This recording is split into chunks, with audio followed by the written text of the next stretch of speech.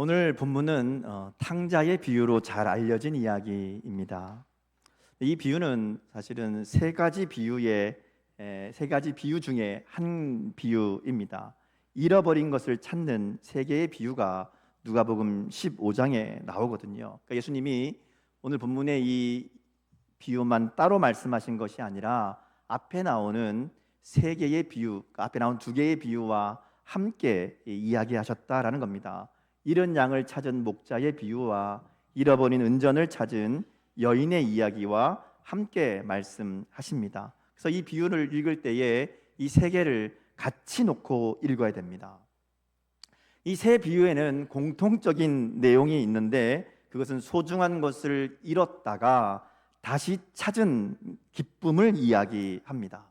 그래서 이 비유를 읽을 때 우리가 잊지 말아야 될 것은 이 초점이 잃은 것을 찾은 사람의 마음에 있다라는 겁니다. 잃어버린 양을 찾은 목자의 마음, 잃은 은전을 찾은 여인의 마음, 잃은 아들을 찾은 아버지의 마음, 이게 이 세 개의 비유의 공통적인 이야기고 이것이 이 비유를 말씀하시는 이 이유, 핵심이라고 말할 수 있습니다. 그래서 우리가 읽은 성경에 보면 이 비유를 시작하는 11절 위에 소제목이 달려 있는데 뭐라고 되어 있죠? 잃은 아들을 되찾은 아버지 비유 이렇게 되어 있습니다. 우리는 흔히 탕자의 비유 이렇게 생각하는데 이 탕자가 초점이 아니라 아버지가 초점입니다. 그러니까 여러 번 말씀드리지만 우리가 성경을 읽을 때에 아는 말씀이라고 그냥 대충 읽으면 안 돼요. 말씀의 전후 상황을 살피고 그리고 이 본문이 전하고자 하는 그 메시지가 무엇인지를 생각하며 읽어야 된다는 것이죠. 이 말씀을 누구에게 그리고 어떤 상황에서 왜 하셨는가 하는 것을 생각하며 읽어야 그 말씀의 의미를 제대로 발견할 수 있습니다. 그리고 무엇보다 최종적으로는 나에게 하나님이 이 말씀을 읽게 하시는 이유가 무엇일까? 이것을 늘 생각하며 말씀을 읽어야 된다는 것이죠. 그렇지 않으면 하나님 말씀을 읽으면서도 하나님의 뜻과 전혀 상관없는 다른 결론을 얻게 되고 하나님의 뜻과 전혀 상관없는 다른 적용을 하게 된다는 겁니다. 예수님이 그토록 강하게 비판하셨던 바리새인들과 서기관들의 문제가 바로 그거잖아요. 하나님의 말씀을 모르는 게 아닙니다. 하나님의 말씀을 읽지 않는 게 아니고 하나님의 말씀을 배우지 않는 게 아니에요. 그들이 열심히 읽고 배웁니다. 그런데 정작 그 참된 의미를 알려고 하는 것이 아니라 그들 자신들에게 필요한 대로 자기들이 원하는 대로 그렇게 유리한 것만 읽고 이해하고 그것을 지키면서 오히려 자기들의 정당성을 드러내는 그런 목적으로 하나님 말씀을 사용했다라는 겁니다. 하나님의 뜻은 왜곡하고 자기들을 위한 도구로 말씀을 변질시킨 거예요. 그러니까 예수님이 그들을 향해서 강하게 비난하시고 비판하시는 겁니다. 오늘 본문도 바로 그런 배경에서 나온 것이라고 말할 수 있습니다. 자, 누가복음 15장은 예수님이 이 세 개의 비유를 말씀하게 된 이유를 알려주면서 시작합니다. 우리 15장 1절에서 3절 말씀을 같이 읽겠습니다. 자, 시작. 모든 세리와 죄인들이 말씀을 들으러 가까이 나오니 바리새인과 서기관들이 수군거려 이르되 이 사람이 죄인을 영접하고 음식을 같이 먹는다 하더라. 예수께서 그들에게 이 비유로 이르시되, 자, 예수님이 잃어버린 것을 찾는 이 세 개의 비유를 말씀하신 데에는 이 바리새인들과 서기관들이 예수님의 행동에 대해서 수군거렸기 때문이다라는 겁니다. 그들이 예수님의 가르치심과 예수님의 말씀을 행동을 못마땅하게 여기고 비난한 거예요. 그러니까 거기에 대해서 예수님이 들려주신 이야기가 오늘 세 개의 비유라는 겁니다. 자, 말씀드린 대로 이 비유들은 잃어버린 것을 찾은 기쁨에 대해서 이야기합니다. 다시 말하면 죄인들이 회개하고 돌이킬 때에 하나님께로 나아올 때에 하나님 아버지의 기쁨이 얼마나 큰가 하는 것을 이야기하는 비유입니다. 그러니까 지금 예수님은 죄인들이 회개하고 돌아오는 것을 기뻐하시는 하나님 아버지의 마음을 알지 못하고 예수님이 죄인들과 어울린다고 비난하는 바리새인과 서기관들에게 깨닫게 하시려고 이 이야기를 들려주셨다라는 겁니다. 그래서 이야기를 보면요, 첫 번째, 두 번째의 비유는 잃은 것을 찾는 그 마음, 그 감사와 그 기쁨이 초점이고요. 세 번째 비유를 보면 똑같은 이야기를 하는데 그 마지막에 하나의 이야기가 더 붙어 있습니다. 똑같이 잃어버린 아들을 찾은 아버지의 기쁨을 이야기하면서 그 아버지의 기쁨에 동참하지 못하는 큰아들의 이야기가 이어진다라는 것이죠. 예수님은 이 집안에 있던 큰아들의 이야기를 통해서 하나님의 기쁨에 참여하지 못하는 지금 바리새인들과 서기관들의 모습을 말씀하고 있는 것이라고 볼 수 있습니다. 그래서 오늘 설교 제목을 기다리는 아버지라고 정했어요.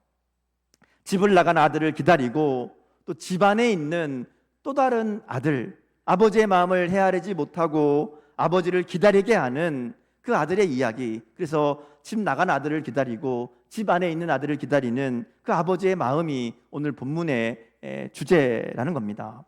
비유의 내용을 좀 간단하게 보겠습니다. 먼저 둘째 아들 이야기죠. 어떤 사람에게 두 아들이 있었습니다. 어느 날 둘째 아들이 아버지에게 유산을 미리 달라고 요청합니다. 예나 지금이나 아버지가 자식들에게 알아서 미리 재산을 나누어 주면 모를까, 자식이 먼저 아버지에게 유산을 달라고 하는 것은 있을 수 없는 일이지요. 말하자면 아버지 필요 없습니다. 아버지는 없어도 되고 아버지 재산만 줘 주십시오. 뭐 이런 거잖아요. 아닌가요? 근데 이 아버지가 재산을 정리해 줍니다. 근데 사실 유대인들에게는 약간 좀 우리랑 좀 다른 게 있는데요. 아버지가 죽기 전에도 유산을 정리해 주는 경우가 종종 있다고 그래요. 근데 대신에 나누어 주긴 하는데 그거를 완전히 소유권을 넘긴 게 아니라, 자, 이건 네 거, 이건 네 거, 이렇게 나눠주는 거예요. 그러니까 나중에 아버지가 돌아가시면 그거 이제 처분해서 이제 쓰면 되는 거거든요. 그러니까 이제 분배는 해주는 거예요. 지금 아마 이 상황도 그런 상황인데, 근데 이 둘째 아들이 아버지가 여기 네 거라고 나눠주니까 뒤도 안 돌아보고 다 팔아서 아버지를 떠납니다. 먼 나라에 가서 먹고 마시고 즐기고 그냥 다 낭비해 버렸다, 이렇게 나오죠. 자, 이렇게 빈털터리가 됐는데 이 나라에 큰 흉년이 듭니다. 돈은 떨어졌고 흉년은 들었고 먹을 건 없고 결국 이 아들이 할 수 있는 일이 남의 집에 품꾼이 되는 겁니다. 종이 되는 거예요. 남의 집에 가서 이제 일을 해주고 벌어 먹고 살려고 하는데, 이 아들에게 주어진 일이 뭔가 하면 돼지를 치는 일이었어요. 이 유대인들에게 돼지는 그냥 부정한 짐승이잖아요. 그러니까 돼지를 친다는 것은 그야말로 갈 때까지 갔다, 아무리 할 게 없어도 그거 하면 안 되는데 그것까지 하게 되었다, 뭐 이런 상황인 거죠. 어쩔 수 없는 이 밑바닥이 되었다는 것을 이야기합니다. 근데 문제는 이 돼지를 치면서도 자기를 보니까 돼지보다 못한 거예요. 돼지는 그나마 먹을 게 있는데 자기는 돼지보다 먹을 게 없는 그 처지를 깨닫게 되고, 그리고 아버지의 집을 떠올리기 시작합니다. 그 아버지 집으로 돌아가야 되겠다, 이렇게 생각해요. 17절 말씀 한번 보겠습니다. 17절, 자 시작. 이에 스스로 돌이켜 이르되 내 아버지에게는 양식이 풍족한 품꾼이 얼마나 많은가, 나는 여기서 줄여 죽는구나. 자, 이렇게 마음이 드는 거예요. 자기는 돼지가 먹는 것도 못 먹어서 줄여 있는데 아버지 집을 생각해 보니까 아버지 집에는 품꾼도 풍족하게 먹었는데 나는 지금 이게 뭐냐 라는 생각으로 아버지께로 돌아가기로 결심합니다. 가만히 생각해 보면 자기가 뭘 잘못했는지 몰라요, 아직도. 그죠? 아버지의 마음을 아프게 하고 아버지를 떠난 건 생각하지 않고, 내가 지금 먹을 게 당장 없으니까 집에 가면 먹고 살 것 같으니까 돌아가자. 그래서 뭐라 그래요? 내가 아버지의 아들이라고 할 수 없으니까 종이라도 삼아 주십시오, 이러겠다. 그리고 이제 돌아가는 거죠. 자, 그리고 이제 이어서 20절부터 아버지의 이야기가 나옵니다. 아버지는 먼 거리에서 돌아오는 아들을 봅니다. 아마도 아들이 떠난 다음에 매일 기다리지 않았을까. 그래서 멀리 있어도 아들인 줄 단번에 알아보고 한 걸음에 달려가서 아들의 목을 안고 입을 맞춥니다. 그 아들은 어쨌든 아버지에게 집에 돌아올 구실 핑계가 있어야 되니까 생각해 왔잖아요. 근데 아버지가 뭐 제대로 듣지도 않아요. 그냥 바로 종들을 불러서 제일 좋은 옷을 입혀라, 손에 가락지를 끼우고 발에 신을 신겨라, 아들로 맞아주는 거잖아요. 아들로. 그리고 살찐 송아지를 잡아다가 잔치를 벌립니다. 24절에 보면 아들이 돌아온 아버지의 기쁨을 잘 표현하고 있죠. 같이 한번 볼까요? 같이 시작. 이 내 아들은 죽었다가 다시 살아났으며 내가 잃었다가 다시 얻었노라 하니 그들이 즐거워하더라. 이게 아버지의 마음이고 하나님의 마음입니다. 예수님이 계속 말씀하신 것처럼 하나님은 회개하는 한 사람, 하나님께로 돌아오는 그 한 사람을 언제나 안아주시고 큰 기쁨으로 맞이해 주시고 하나님의 자녀로 회복시켜 주시는 분입니다. 예수님은 이 기쁨을 천국의 잔치로 표현하잖아요. 자, 이렇게 끝나면 해피엔딩으로 끝나는 것 같은데 25절부터 오늘 본문의 이야기가 다시 이어집니다. 자, 그 집에는 또 다른 아들이 있었잖아요. 큰아들. 이 큰아들이 밭에서 일을 마치고 집으로 돌아옵니다. 그런데 집에서 잔치 소리가 들리는 거예요. 26절에 보니까 종을 불러서 묻습니다. 이게 무슨 일이냐? 그랬더니 이 종이 와서 이야기하잖아요. 당신의 동생이 돌아와서 아버지가 너무 기뻐서 잔치를 열었다라는 겁니다. 근데 28절에 보면 이 큰아들은 아버지의 기쁨에 함께 기뻐하지 못합니다. 오히려 분노하고 잔치가 열리는 집으로 들어가기를 거부합니다. 동생을 받아주고 기뻐해서 잔치까지 벌리는 아버지가 못마땅한 거죠. 이때 이 아들을 아버지가 찾아옵니다. 작은 아들을 돌아올 때까지 기다리고 아들이 돌아올 때 달려가 나가서 맞이했던 것처럼 큰아들이 잔치에 들어오지 않겠다고 하니까, 집에 들어오지 않겠다고 하니까 찾으러 나온 거예요. 큰아들이 아버지에게 자신의 불만을 이야기합니다. 29절 30절 말씀인데요, 같이 보겠습니다. 자, 시작. 아버지께 대답하여 이르되 내가 여러 해 아버지를 섬겨 명을 어김이 없거늘 내게는 염소 새끼라도 주어 나와 내 보스로 즐기게 하신 일이 없더니 아버지의 살림을 창녀들과 함께 삼켜버린 이 아들이 돌아오매 이를 위하여 살찐 송아지를 잡으셨나이다. 여기 보면 아들의 불만이 나와요. 분노가 나옵니다. 첫 번째 나오는 게 뭔가 하면 자기는 성실하게 아버지의 집을 지키고 일하며 살았는데 나에게는 잔치를 베풀어 준 적이 없다라는 겁니다. 아버지의 잔치를 안 베풀어 줬을까요? 안 베풀었을 것 같아요, 정말로. 자, 그런데 잔치가 없다고 해서 이 큰아들이 못 먹고 못 살았나요? 아니죠. 이 아들은 그 집에서 풍족하게 누리며 그 집의 장자로 많은 것들을 가지고 살았을 겁니다. 그런데 지금 이 아들의 불만은 왜 저 동생한테는 잔치를 벌려주고 나한테는 안 벌려주냐, 이겁니다. 두 번째 이유는 그래서 재산을 다 탕진하고 돌아온 저 아들을 위해서는 송아지를 잡으면서 나한테는 뭐 하나 제대로 해준 적이 있느냐, 그리고 이제 불평하는 거죠. 공평하지 않다라는 겁니다. 이런 아들의 마음을 아버지가 알지요. 그래서 이렇게 대답합니다. 31절 말씀 같이 보겠습니다. 자, 시작. 아버지가 이르되 예, 너는 항상 나와 함께 있으니 내 것이 다 내 것 이로되, 이렇게 얘기합니다. 내 것이 다 네 거다, 이렇게 얘기하는 거예요. 사실 가만히 생각해 보면 이 말이 좀 안 맞아요. 그죠? 왜 아버지 나는 안 해주고 동생만 해주니까 이러는데 나도 이쁘지 않느냐, 이러고 얘기한단 말이죠.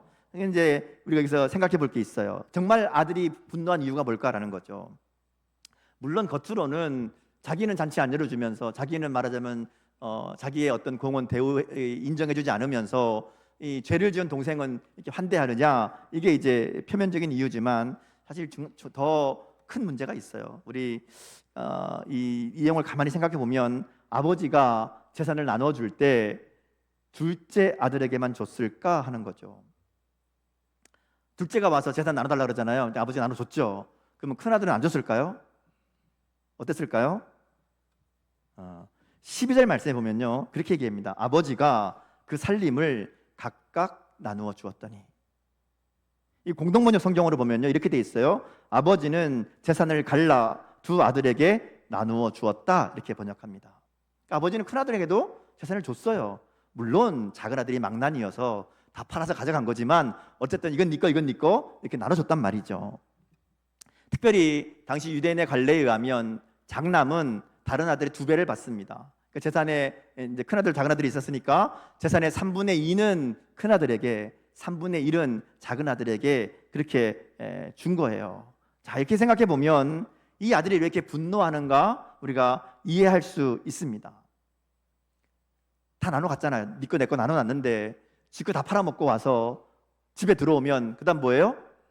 내 거 달라는 거 아니냐, 내 거 빼앗길까 봐. 이 분노의 이유가 거기에 있는 겁니다. 그래서 아버지가 뭐라 그래요? 야, 내 거 다 네 거잖아, 여기는 다 네 거잖아, 걱정하지 마, 이렇게 얘기하는 거예요. 큰아들의 이야기를 가만히 들어보면요, 이 큰아들에게 좀 잘못된 생각이 있어요. 오해가 있어요.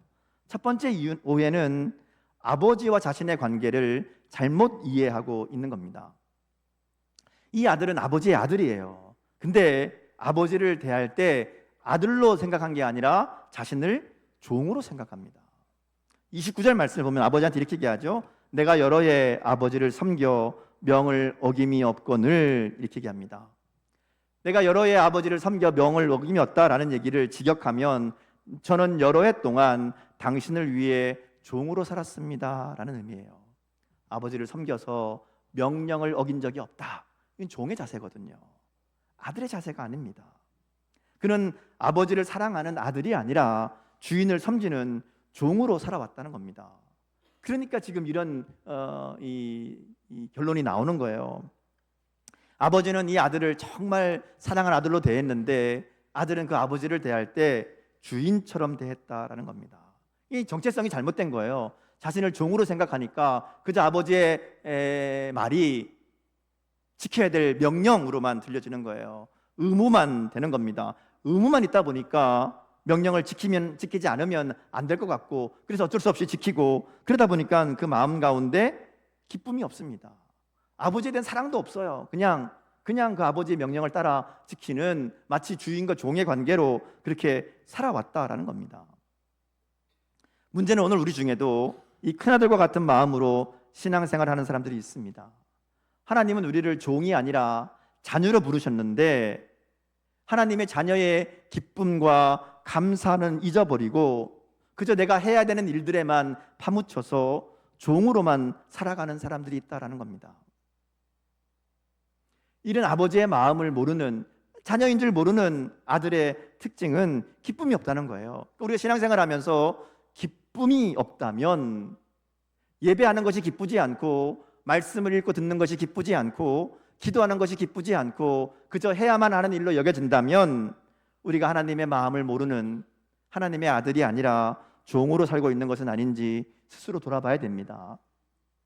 두 번째로 이 큰아들의 오해는 동생과의 관계입니다. 30절 말씀에 보면 그가 동생에 대해서 이렇게 얘기하죠. 아버지의 살림을 창녀들과 함께 삼켜버린 이 아들, 이렇게 얘기합니다. 여기에 이 아들이라는 말의 의미는 당신의 아들이라는 말입니다. 말은 맞는 말이에요. 아버지의 아들이니까 당신의 아들. 그런데 이 말에는 그는 나와는 상관이 없습니다, 이런 의미예요.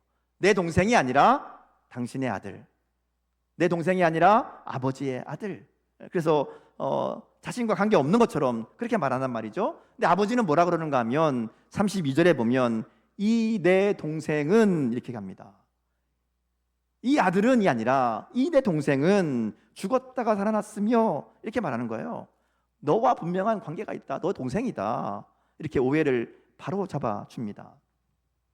사실 이것이 예수님이 이 비유를 말씀하신 이유이기도 합니다. 우리가 처음에 봤던 것처럼 이 이야기의 배경이 되는 것은 바리새인들과 서기관들이 예수님에 대해서 수근거리고 비난했기 때문이잖아요. 왜 그랬는가 하면 죄인들과 함께 한다고, 죄인들과 함께 먹는다고, 그것 때문에 예수님을 비난하잖아요. 이 바리새인과 서기관들은 자기들끼리는 형제 자매라고 생각하지만 세리나 죄인들은 전혀 형제라고 생각하지 않습니다. 그들은 상종하지 말아야 될 사람, 저주받아 마땅한 사람들이었다는 것이죠. 근데 예수님이 그들과 왜 함께 있느냐? 이게 그들의 불만이었습니다. 예수님은 뭐라고 얘기하시는가 하면 그들도 너의 형제들이다, 이렇게 말씀하는 거예요. 죄인과 세리들도 아버지께로 돌아와야 될, 하나님의 은혜 안에 살아야 될 너의 형제라는 것을 말씀합니다. 그래서 예수님을 만나고 예수님과 함께 있으면서 구원의 은혜를 경험하는 하나님 나라의 백성이 되는 그 사람들을 기뻐할 수 없었던, 세리와 죄인이라는 이유로 그들을 기뻐하지 않는 이 바리새인의 모습을 동생이 집에 돌아왔음에도 불구하고 기뻐하지 못했던 이 큰아들의 모습으로 비유하고 있는 겁니다. 이야기 속의 이 큰아들의 모습은 겉으로 보기에는 아무 문제가 없어요. 여러분, 또 동생처럼 아버지에게 유산을 달라고 하는 그런 불효자식도 아니고 성실히 자신의 일을 잘 감당하는 아들입니다. 늘 아버지의 말씀에 순종하는 착한 아들입니다. 근데 결정적으로는 아버지의 마음을 알지 못하는 아들입니다. 아버지의 마음을 헤아리려고 하지도 않습니다. 그래서 집 안에 있지만 집을 떠난 작은 아들만큼이나 아버지로부터 멀리 떠나 있는 아들입니다. 몸은 같이 있지만 마음은 떠나 있어요. 아버지의 마음을 전혀 알지 못하고 오히려 아버지의 마음을 아프게 하는 아들이 바로 이 큰아들입니다. 오늘 말씀 앞에 우리의 모습을 생각해 보면 작은 아들 같은 분도 있을 거예요. 정말 세게 방황기를 겪어서 정말 작은 아들처럼 그렇게 하나님 마음을 아프게 했다가 돌아온 아들도 있을 수 있습니다. 아마 대부분들은 큰 아들에 가까울 거예요. 큰 문제 없이 사고 치지 않고 그런 대로 신앙생활 잘 해온, 열심히 신앙생활 하면서 나름대로 그래도 이 하나님의 자녀로 살고 있다, 그렇게 생각하는 게 오늘 우리의 모습에 가까울 겁니다. 그런데 우리가 가만히 생각해 볼 것은 정말 나는 이 큰아들의 모습과 다른 그런 아들로 살고 있는가 하는 거죠. 열심히 신앙생활을 하는데 하나님을 사랑하는 마음이 아니라 의무감으로 해야 하니까 하고 있는 것은 아닌지, 하나님을 만나고 싶어서 예배하고 하나님의 말씀이 듣고 싶어서 말씀을 읽고 묵상하고 기도해야 되는데 하라고 하니까, 해야 하니까, 안 하면 안 될 것 같으니까, 명령이니까 그래서 하고 있는 것은 아닌지, 그래서 우리의 신앙에 기쁨이 없는 것은 아닌지 오늘 우리의 모습을 돌아봐야 됩니다. 결정적으로 큰아들과 같은 신앙은 늘 비교합니다. 큰아들이 작은 아들에 대한 아버지의 대우를 자신과 비교해서 말하듯이 늘 자신과 다른 사람을 비교합니다. 그래서 다른 사람보다 낫다고 생각하는 자신의 모습으로 위안을 삼고 교만해집니다. 그리고 하는 얘기가 나는 하는데 너는 왜 안 하냐, 이렇게 말합니다. 이런 신앙의 기준은 언제나 자신입니다. 그리고 그렇지 못한 다른 사람을 비난하거나 무시한다라는 것이죠. 형제라고 생각하지 않고 용서하지도 않고 사랑하지도 않습니다. 그것이 아버지의 마음을 아프게 하는 것인 줄을 모르고 그저 자신은 정당하다고 주장하고 목소리를 높인다라는 것이죠. 오늘 우리가 경계해야 될 삶은 어쩌면 작은 아들의 모습이 아니라 큰 아들의 모습입니다. 아버지의 아들이라는 것을 잊어버리고 종과 같은 삶을 살고 있는 것은 아닌지, 형제를 돌아보지 않고 그저 나만을 위해 살아가며 아버지의 마음을 아프게 하고 있는 것은 아닌지 오늘 말씀 앞에 돌아볼 수 있기를 원합니다. 그리고 돌이켜서 아버지에게로 돌아가는 회개와 결단이 있기를 바랍니다. 감사한 것은 아버지는 작은 아들이나 큰 아들이나 똑같은 사랑으로 대해주시고 받아주신다라는 것이죠. 집을 나가서 다 팔아먹고 빈털터리가 돼서 돌아온 아들이나 그 아들이 돌아온 것을 기뻐한다고 분노하고 떼쓰는 큰 아들이나 이 아버지는 똑같이 먼저 달려갑니다. 그리고 자상하게 타이르고 안아주고 그 마음을 달래어 줍니다. 오늘 하나님이 우리를 그런 마음으로 기다리신 줄 믿습니다. 오늘 말씀 앞에 나를 사랑하시는 하나님의 마음을 다시 한번 깨달을 수 있기를 바랍니다. 그리고 사랑받는 아들로서의 기쁨을 회복하는 은혜가 저와 여러분에게 있기를 주님 이름으로 축복합니다. 아들로 산다는 것은요, 아버지의 마음을 헤아릴 줄 아는 거예요. 여러분 그렇잖아요. 자녀가 어릴 때에는 부모의 마음을 모릅니다. 근데 자녀가 정말 성숙해지면 그 다음에는 아버지, 어머니의 마음을 헤아리게 되잖아요. 그래야 철을 들었다 얘기하잖아요. 마찬가지입니다. 하나님의 마음을 알고 그래서 그 마음을 품고 하나님이 원하시는 길로 그리고 끝까지 하나님을 신뢰하며 따라가는 사람이 정말 하나님의 자녀라고 말할 수 있습니다. 그리고 옆에 있는 형제 자매들, 그리고 아직 예수님을 알지 못하는 사람까지도 하나님의 마음으로 바라볼 수 있어야 된다는 것이죠. 왜냐하면 그들은 하나님이 그들도 사랑하시고 그들이 돌아오기를 간절히 기다리고 계시기 때문에 그렇습니다. 그래서 우리도 아버지의 마음을 품고 그들을 안아줄 수 있어야 된다는 것이죠. 여러분 옆에 있는 분들 한번 바라보세요. 어떻게 보입니까? 여러분 사랑하는 형제 자매 맞습니까? 아니면 그저 비교의 대상이고 시기와 미움의 대상이고 무관심의 대상은 아닌가 하는 것이죠. 오늘 우리에게 필요한 것은 그저 안아주고 덮어주고 용납하고 함께 손을 잡는 바로 이 아버지의 마음입니다. 우리에게 그렇게 다가오셨듯이 우리도 그 아버지의 마음을 알아 그 아버지의 마음대로 아버지의 뜻대로 사랑하며 용서하며 살아가는 그런 아들이 되어야 된다는 것이죠. 그게 우리를 기다리시는 아버지에게로 돌아가는 삶인 줄 믿습니다. 오늘 우리의 삶이 기다리는 아버지를 기쁘게 하는 회개와 결단이 있는 삶이 될 수 있기를 주님의 이름으로 축복합니다. 기도하겠습니다.